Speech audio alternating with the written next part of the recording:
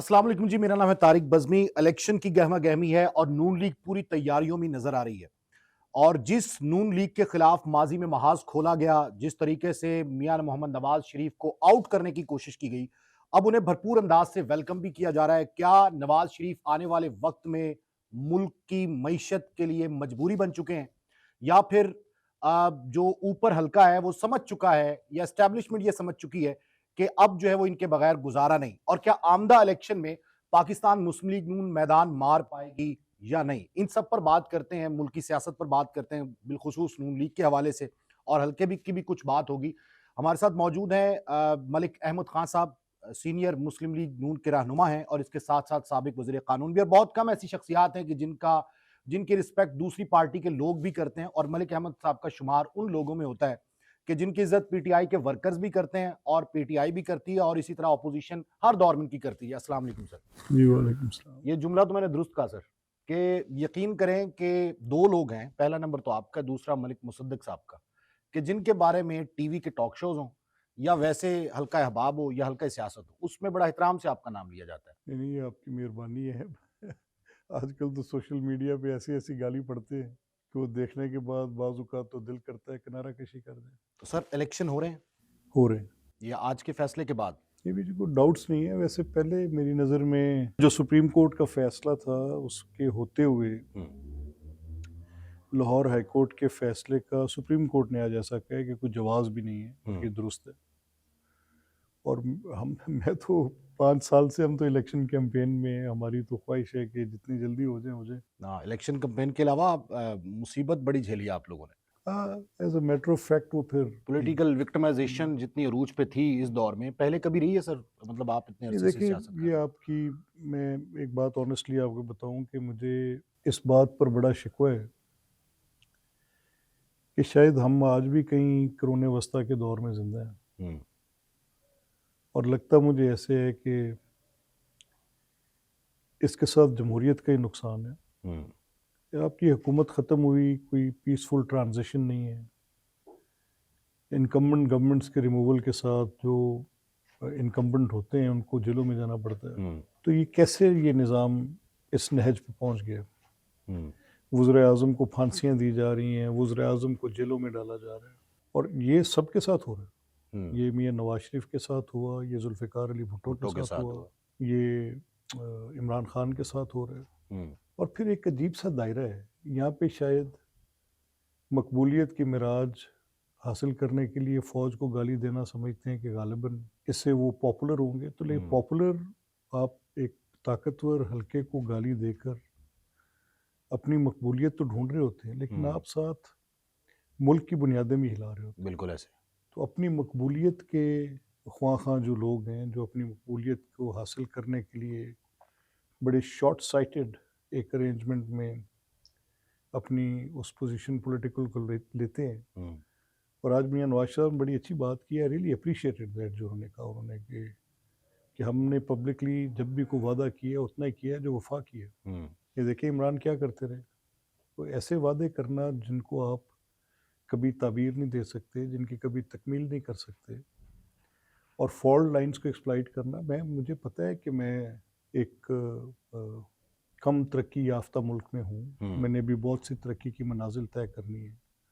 तो मैं उसका कंपैरिज़न जब मैं तरक्की याफ़्ता ममालिक के साथ या वेस्ट के साथ करता हूँ, तो मैंने उन फॉल्ट लाइन्स को एक्सप्लॉइट करके अपनी फ़ेवर में पब्लिक ओपिनियन को टिल्ट करने के लिए हर वो लाइन क्रॉस की, हुँ। और उसका नतीजा ये निकला जो आपके सामने। बिल्कुल ऐसे। अच्छा सर, ये बताइएगा कि इस वक़्त जो सूरत-ए-हाल है, आप नून लीग तो मुकम्मल तैयारी में है, आप लोग तो इंटरव्यूज़ भी कर रहे हैं, कैंपेन का भी आगाज़ हो जाएगा। तो बाकी जो पार्टीज़ हैं, क्या ये तासुर दुरुस्त है कि पाकिस्तान मुस्लिम लीग नून के अलावा जो इत्तेहादी जमातें हैं, वो भी खुद चाहती हैं कि इलेक्शन थोड़ा लेट हो जाए, और उसकी सबसे बड़ी वजह ये बताते हैं कि अभी उनकी तैयारी नहीं है? मैं नहीं समझता ऐसा। वो मतलब सारे देख रहे हैं, जो इलेक्शंस हैं वो फर्दर डिले नहीं होने चाहिए। हुँ, इलेक्शंस का तो जो ताख़ीर है वो बेसिकली हमें किसी सूरत भी काबिल कबूल नहीं है। और वो बुनियादी सवाल ये उठता है कि आइन के अंदर दिया गया तरीक़ाकार वो एक डेमोक्रेटिक प्रोसेस का है, वो वोट के ज़रिए है, और वोट को ताख़ीर नहीं होनी चाहिए। Vote, people of Pakistan should decide that वो किसके हक में ये फैसला देते हैं, और इसमें एक दिन की तखीर भी काबिल कबूल नहीं होनी चाहिए। अच्छा, नवाज शरीफ साहब के साथ माजी में भी बड़ी ज्यादती हुई, जाहिर है टेन्योर पूरा नहीं करने दिया गया, लास्ट टाइम भी यही हुआ। इन तमाम तर ज्यादतियों के मुकदमात बने, जो उन्होंने तमाम तर मामलात बताए, तकरीर, लेकिन उसके बावजूद इमरान खान के खिलाफ कोई लफ्ज़ नहीं। क्या पार्टी लीडरशिप ये डिसाइड कर चुकी है कि इस बार इंतकामी सियासत नहीं होगी, ये जो उनके साथ किया गया वो अगली जमात के साथ नहीं करेंगे? ये देखिए, ये मियाँ साहब का तुरा इम्तियाज़ शुरू से रहा है। वो अपने बदतरीन मुखालिफ के बारे में भी जब बात करते हैं तो उसमें कभी तज़हीक नहीं होती, कभी उसमें ऐसा पहलू नहीं होता जिसके साथ वो उसको थोड़ा बिलिटल कर रहे हों, ऐसा कभी नहीं होता। हम्म, शायद उन्होंने अपने तजर्बे से सीखा है। माजी में मोहतरमा शहीद के ख़िलाफ़ जब उनकी पॉलिटिकल मुखासमत थी, तो शायद उस वक़्त का जो उनका एक्सपीरियंस था, that has given him the way कि ये वो कोई दुरुस्त तरीक़ाकार नहीं था, hmm, and he has learned right. बिल्कुल सही है। सर, अल अज़ीज़िया रेफरेंस भी उड़ गया, अब तो सब में बरी भी हो रहे हैं, इसका मतलब है प्रोसिक्यूशन के पास कुछ नहीं था, आप जो कि कानून को भी समझते हैं।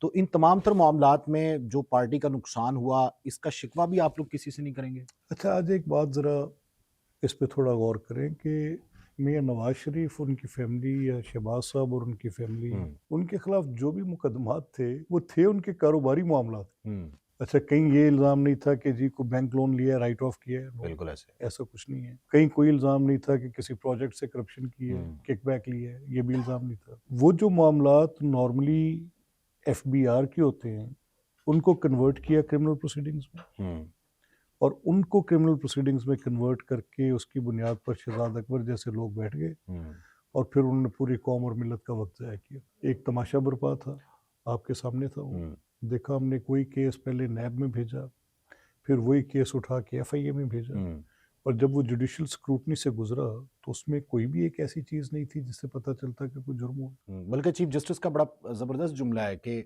वाजिद ज़िया के मफरूज़े पे केस बना दिया ये आपने। बिल्कुल ऐसे मफरूज़ों पे केस बनाए। तो मफरूज़े पे केस आप लोग नहीं बनाएंगे, जो राना सनाउल्लाह साहब के साथ हुआ, जो नवाज शरीफ के साहब के साथ किया, वो इमरान खान या उनके हवारियों के साथ नहीं होगा। अच्छा करेंगे अगर नहीं करेंगे, ये मेरा ये मेरा ये आपकी मानना है। सजेशन है? मैं अपनी राय ये रखता ज़ाहिर है पार्टी लीडरशिप का तो फैसला अपना होगा। हूँ। ये मेरा नहीं ख्याल कि पार्टी लीडरशिप ये करेगी, और ना ही ये करना चाहिए। हम्म, और मैंने आपसे कहा कि अच्छा करेंगे कि इस एक रवायत को ख़त्म होना चाहिए। यानी आप सियासत में मुफाहमत के हामी शुरू से रहे हैं सर? ये देखिए, मैं पहले तो इस बात को कहीं तलाश कर रहा हूँ कि एहतसाब की आड़ में जो ये इंतकाम है, हम्म, ये बुनियादी तौर पे एहतसाब का बुरा करता है, और इस मुल्क में करप्शन की बीजकनी हो क्यों नहीं सकी। हम्म, ये सन 49 से ये मुख्तलिफ कवानीन हुकूमतें ख़त्म करने के लिए बनाए गए, हम्म। और सिर्फ वज़ीर आज़म को निशाने पे बिठाया गया। और बिलखुसूस जिस इदारे की बात हम कर रहे हैं, नैब की, अगर उसकी बात की जाए तो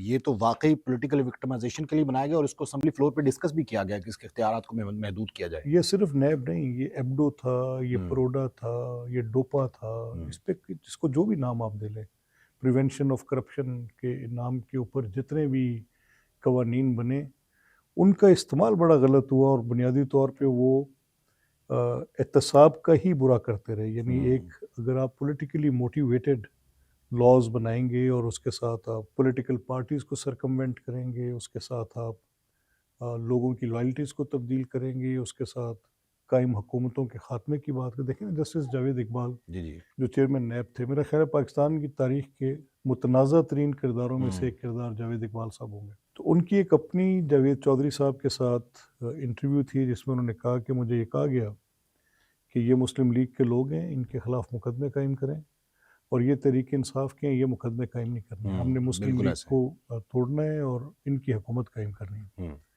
तो मैंने इस पर उनसे इस्तीफ़े का मुतालबा किया, हम्म। तो मेरी पार्टी मैंने पीछे मुड़ के देखा नहीं था। आप वो अकेले मरियम खड़े हुए थे। औरंगज़ेब आई, घंटे के अंदर उन्होंने कहा ये इसका अपना बयान है, मैंने कहा मेरा अपना भाई। हम्म, तो अब मैं अपनी एक राय रखता हूँ, जी जी, मैंने वो बिल्कुल। राय बड़ी शिद्दत से दी, और मैं आज भी इस बात पे, इस मौक़िफ़ पे कायम हूँ कि अगर आपको एक ऐसा आदमी जो कि अपनी स्टैट्यूटरी ड्यूटी पूरी नहीं कर रहा और गलत कर रहा है, तो आप फिर किसी मकसद के तहत आप कहें कि जी ये मेरी अपनी पर्सनल राय है, तो मेरी राय है, मैं तो कहता हूँ कि गलत आदमी गलत। आपकी राय से इख्तलाफ तो किया जा सकता है, क्या पार्टी लीडरशिप भी मुतमईन नहीं होती कि बाज़ औक़ात आपकी आरा से, क्योंकि मैंने देखा है कि टीवी शोज़ में भी आपकी आराज़ जो हैं वो बाज़ औक़ात बिल्कुल अगेंस्ट जा रही होती हैं, लेकिन उसके बावजूद आप फिर भी नून लीग में हैं। क्या आपको आज़ादी है? नहीं, देखिए ऐसा नहीं है। मेरा अपनी पार्टी लीडरशिप के साथ एक मुआहदा है।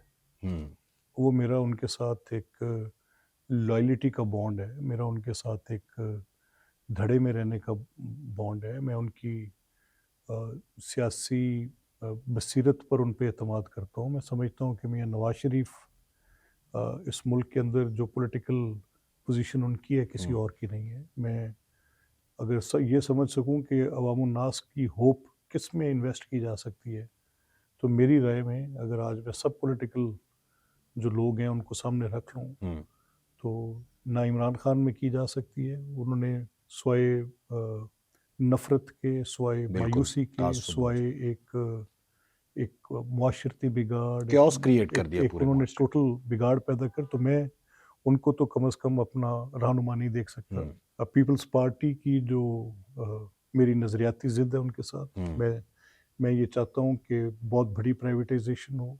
पीपल्स पार्टी नहीं चाहती।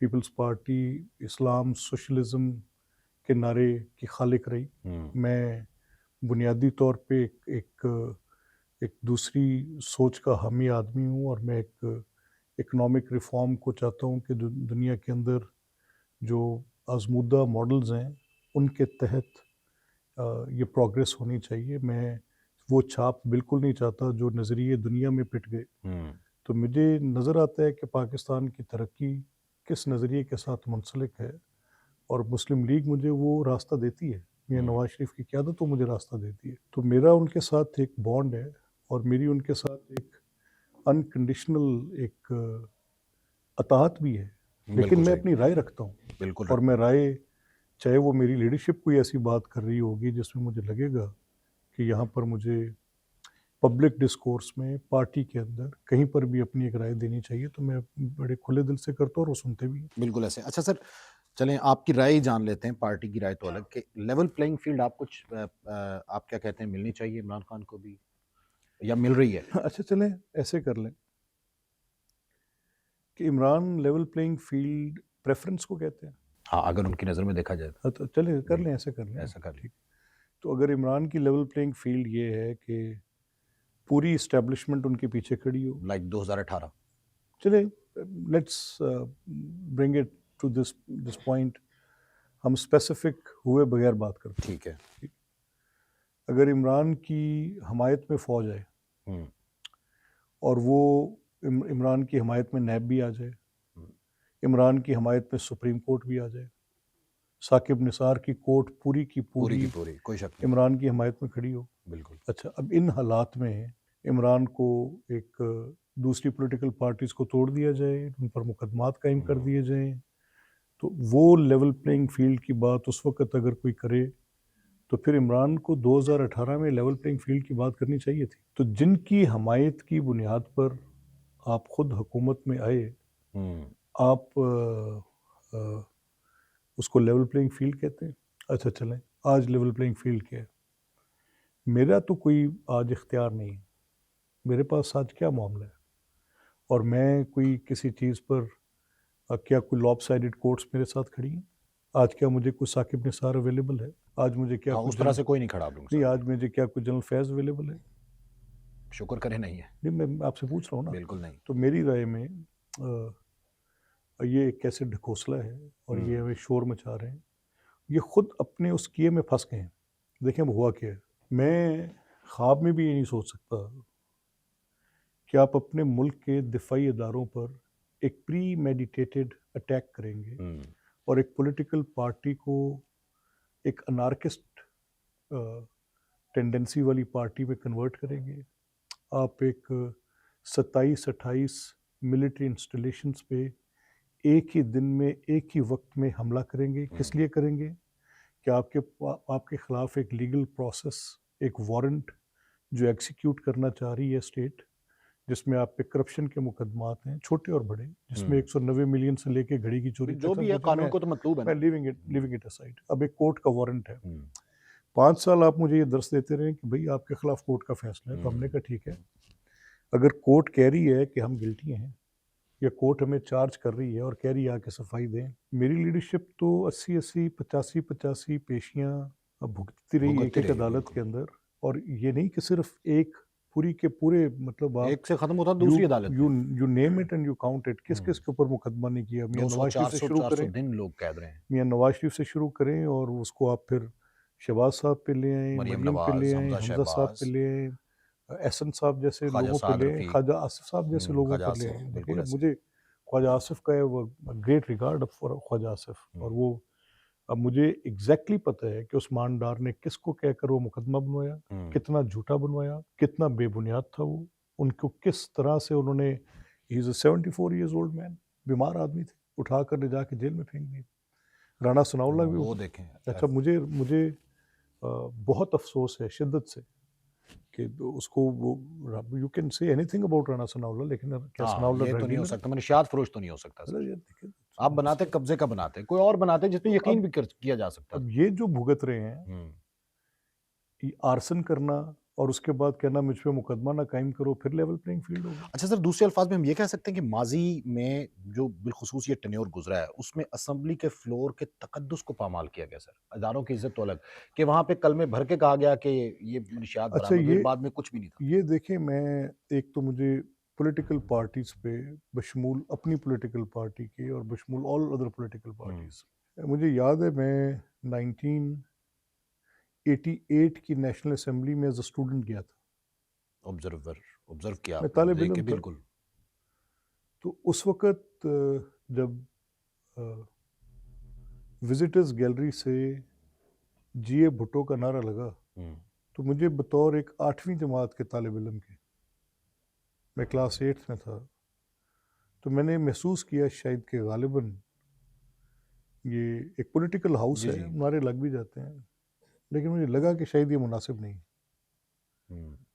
अच्छा, उसके बाद फिर मैंने वो नारे जो थे वो तवातर से लगते सुने भी और ख़ुद लगाए भी, और फिर मैंने असेंबली के फ्लोर पे जाकर असेंबली की पूरी कार्रवाई को होस्टेज किया। अब मैं ये नहीं कहता कि असेंबली एक डेड हाउस है, ये आर्गूमेंट है। जी जी। असेंबली के अंदर सियासी मामलात पर तंदो तेज़ बातें भी हो जाती हैं, मुबाहिसात भी हो जाते हैं, लेकिन इस निज़ाम में असेंबली का जो वजूद है, जी जी। वो एक मजलिस अहले हल व अक़द है। अब अगर असेंबली आपके मसाइल की हल की तजावीज़ नहीं दे पा रही इस शोर शराबे की वजह से, तो फिर कहीं फॉल्ट है। ये 4 साल क्या हुआ, असेंबली शुरू होती थी, गवर्नमेंट बेंचेस पे मुराद सईद जंप मारते थे, ये हमारे बेंचेस से वो कादिर पटेल उठते थे, और फिर उसके बाद असेंबली होस्टेज हो जाती। एक इमरान के नारे मार रहे हैं, एक बीबी के मार रहे हैं, एक मियाँ साहब के मार रहे हैं। तो मैं देखता रहा हूँ, पंजाब असेंबली में भी यही हाल था। I lost interest. मैंने कहा क्या लेजिस्लेशन करनी है, इन 12 करोड़ लोगों के लिए किसी ने क्या काम करना है। यहाँ पर तो मीडिया आके बैठ जाता था कि भाई ये क्या कर रहे हैं आप, अपने मयार की अपोजिशन नहीं कर रहे, यानी शोर शराबा नहीं कर रहे, आप रोक नहीं रहे, आप ये नहीं कर रहे, मीडिया को आप वो मसाला नहीं। चाहिए था, तो इस पूरे काम में मिलजुल कर हमने बिगाड़ की ये सूरत पैदा कर दी यानी है। बिगाड़ में हर किसी ने हिस्सा हिस्सा डाला। डाल दिया। तो मेरी राय में इनको कुछ बेहतर करना चाहिए। बिल्कुल सही है।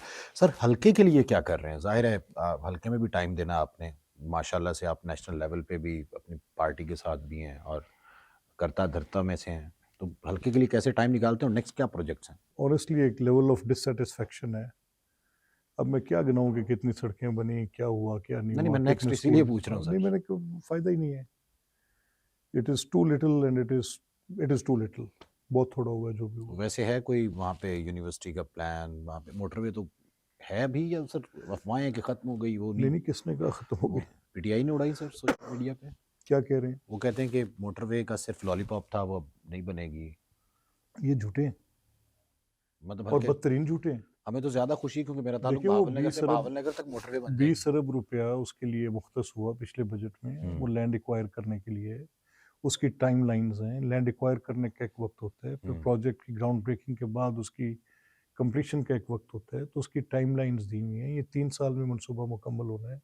ये मार्च के बाद ग्राउंड ब्रेकिंग होगी, उसके अंदर फिर इसका पहली फेज़ मुकम्मल होगी, तो वो इंशाल्लाह ऑनलाइन है, चल रहा है, होगा। नाकाबिले शिकस्त है मलिक अहमद खान वहाँ पे, और कहा जाता है कि अगर सबसे ज़्यादा गैदरिंग करनी हो तो फिर खुडियाँ का इंतखाब किया जाता है, मलिक अहमद के हल्के का इंतखाब किया जाता है। तो क्या कुछ और लोग भी हैं जो नाकाबिले शिकस्त हैं, या टिकट देने की क्या पॉलिसी रखी है? नहीं, नहीं, मैं नहीं समझता यार नाकाबिले शिकस्त का। और ये 2000 अभी रिसेंट 2008 में हम इलेक्शन आ रहे हैं, बुरी तरह आ रहे हैं।